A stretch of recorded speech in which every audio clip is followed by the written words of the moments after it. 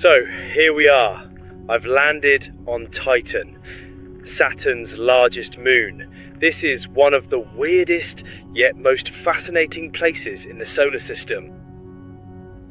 Even through my suit, I'm starting to realise just how bitterly cold it is here. According to my suit, the temperature outside is minus 180 degrees Celsius. In fact, it's so cold, those mountains over there, they're not rock. That's water ice, frozen harder than granite.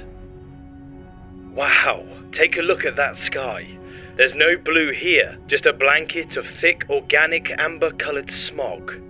That's the sun there, but Titan's atmosphere is so dense that it completely diffuses its light.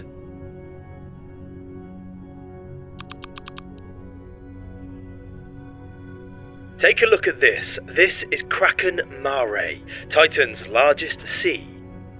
But unlike Earth, this isn't water. It's liquid methane, basically freezing natural gas, which means this may be the strangest beach in the entire solar system. So, shall I go for a swim? Well, liquid methane is less than half the density of water and far less viscous, which means I'd probably sink to the bottom, but we'll go for a paddle. Okay, here we go.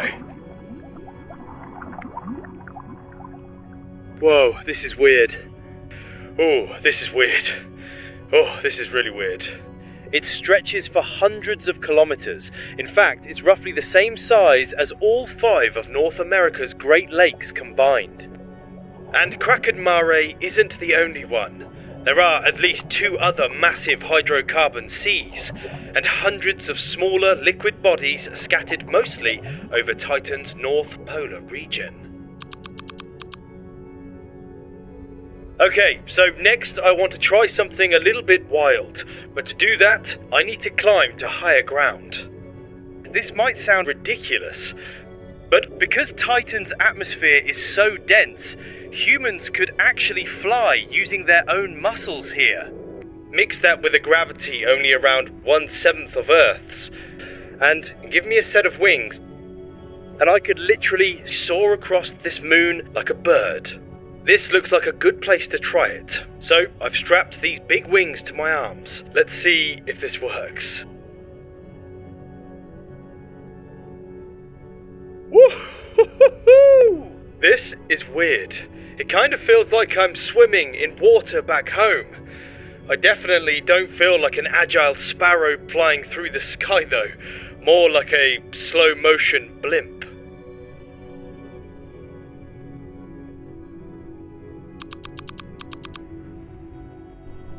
It's just started raining. But these aren't water droplets. Just like Kraken Mare, it's liquid methane. The same gas we sometimes cook with at home, but in liquid form. But look at them. Look how slow they are falling. And look at the size of them. Scientists call them chubby droplets. Because of Titan's low gravity, they can grow to twice the size of Earth's droplets. Okay, so we are currently located in Titan's North Polar region, but on the moon's equator is the only other human object to ever touch this bizarre moon, the Huygens probe. It's a slow 12-hour trip in the spaceship because of atmospheric drag, but we can't come all this way and not visit Huygens, so we better get going.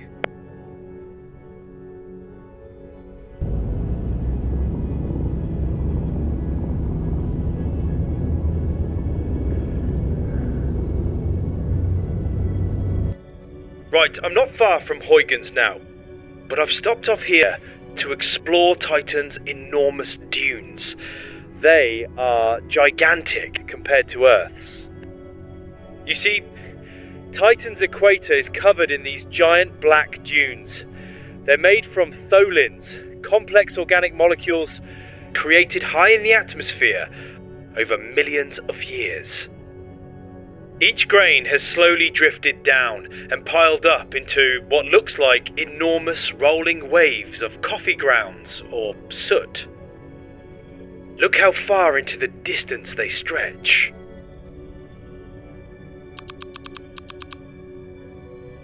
Okay, so I've been walking for a while now, but I think I can finally see it. Yes, that's the Huygens probe. I found it. This is Huygens.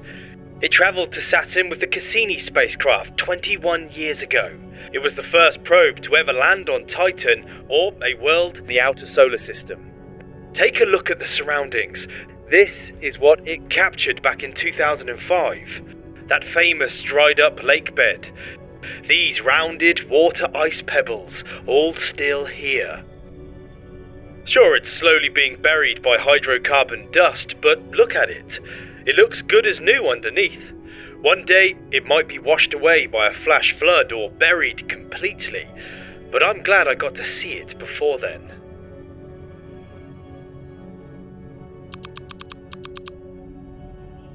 Walking across Titan, it almost feels like I'm walking across a primordial Earth. Like I'm exploring our home planet billions of years ago. But what's even weirder than all of this is that below my feet, below the ice, might be a subsurface ocean of salty water. And if that's the case, then down there, alien life might exist. In fact, Titan is one of the most promising places to look for life beyond Earth.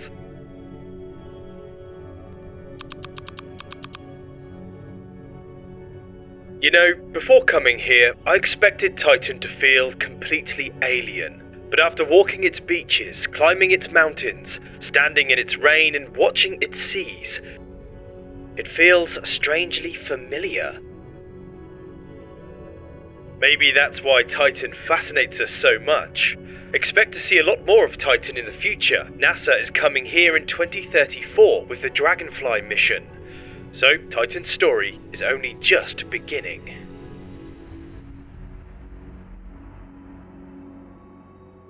This channel is researched, written and narrated by me, a real human who actually checks sources and cares about the stories behind each video.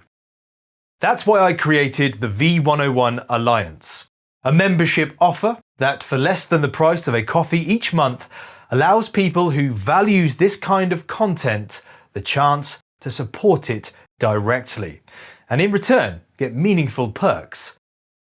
So if you'd like to join this mission and become a part of the V101 Alliance, become a member today for just $2 by clicking the join button that's located next to the subscribe button. I would love to welcome you, and hopefully I'll be seeing your name in one of my future videos very soon.